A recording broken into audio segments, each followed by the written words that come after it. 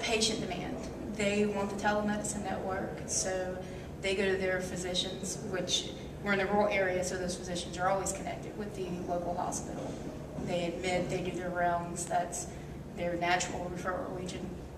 So the patient demand drives all of our sustainability. They insist the physicians use the telemedicine network so they don't have to drive anywhere, and in doing so, we can then insist that we get to charge a fee.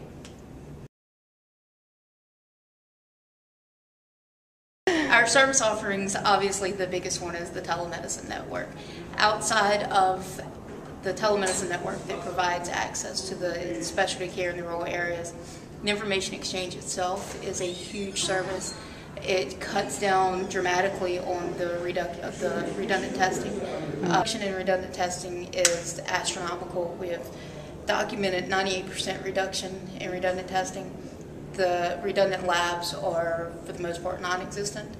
The redundant medication prescriptions are non-existent, and every facility that participates with this has gone to 0 medication errors, which is huge. We have a very vulnerable population, and we have a whole lot of VIPs that would fly from ER to ER looking for whatever they were looking for in that particular ER, and that no longer happens. We can track that now.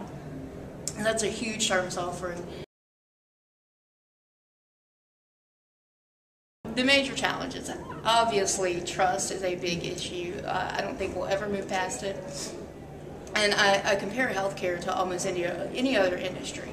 The one that everybody likes to compare it to constantly is the financial industry. It's a huge change to get the entire industry on one standard.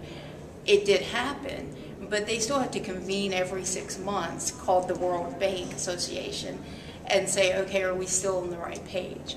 So collaboration can't come, and standards can come, but never are they going to come without a continual effort to make sure trust is still there and that relationships are maintained. And just like any other market, it is competitive. So we do face the challenges of, well, if the patient is not actually going to come to the big city and stay at my facility, then why should I give my services out, because I'm not going to get that patient revenue. So we face the competitive challenges also. We manage that by, for the most part, reminding the doctors how many other patients they have. So they don't necessarily need our couple thousand from the rural area. They have plenty where they're at. It's all manageable, and I'm sure there are thousands of challenges that that we have yet to even see. Another very big one is state law. We are not unique in the fact that no state has thought about HIT legality except for the past few years, so we're constantly uncovering new things. We just had to pass legislation that even defined the word electronic in our state. It was illegal. It had never been defined. So everything was based on paper records. So challenges like that, but yeah, as we uncover them, we tackle them and we move past them.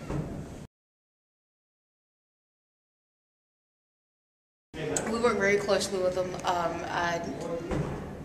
Like every other state designated entity, ours has 400 billion work groups.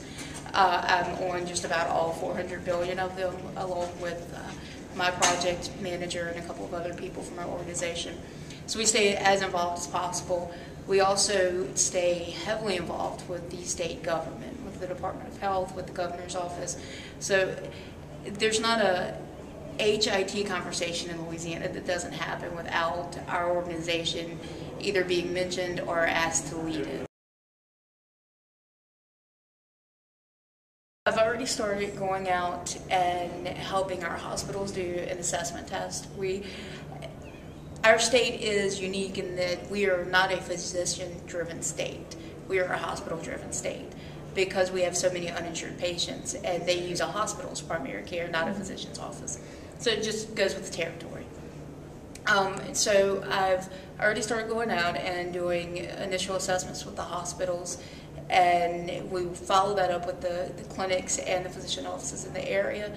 And just as the need arises, we show up and we help them do a gap assessment We help them understand where they are, where they need to be, the money that's going to be involved, the human resource investment, the workflow change.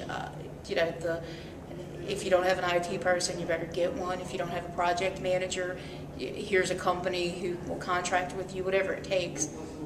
We try to sit down because the majority of entities they know they have a goal. They don't know what step one is to reach that goal.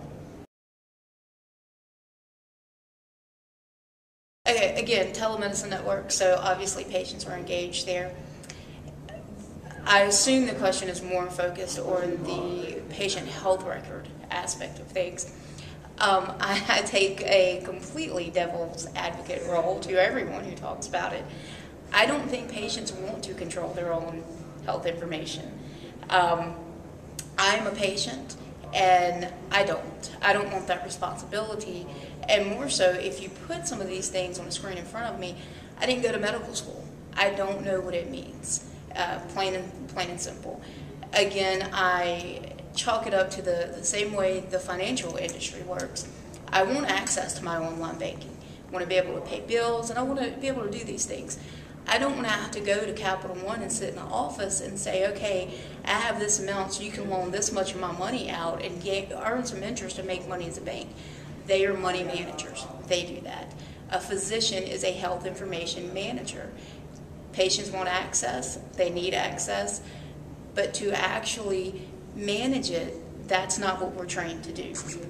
If you ask me to come into your office and install a new Cisco router, I am not going to take apart the router, make sure you know how to put it back together, and before I go install it for you. So everybody has their role, and I think access is completely different than management.